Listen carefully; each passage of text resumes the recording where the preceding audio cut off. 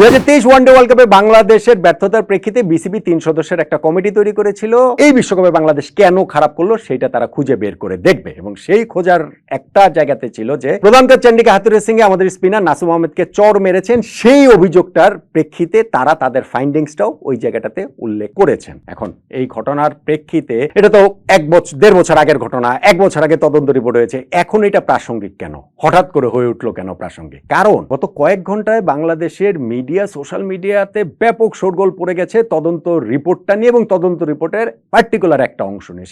সেটা হচ্ছে তদন্ত রিপোর্টে বলা হয়েছে নাকি যে হাতুড়ে যে নাসুমকে চর মেরেছেন সেইটা মিডিয়াতে ফাঁস করে দিয়েছেন তামিম ইকবাল এবং জালাল ইউনুস, একজন বাংলাদেশ টিমের খুবই সিনিয়র ক্রিকেটার এবং ওই ওয়ার্ল্ড কাপের টিম যাওয়ার আগের দিন পর্যন্ত তিনি টিমটার ক্যাপ্টেন ছিলেন, এবং আরেকজন ক্রিকেট বোর্ডের পরিচালক এবং ন্যাশনাল টিম দেখভাল করার যে কমিটি ক্রিকেট অপারেশন সেইটার চেয়ারম্যান।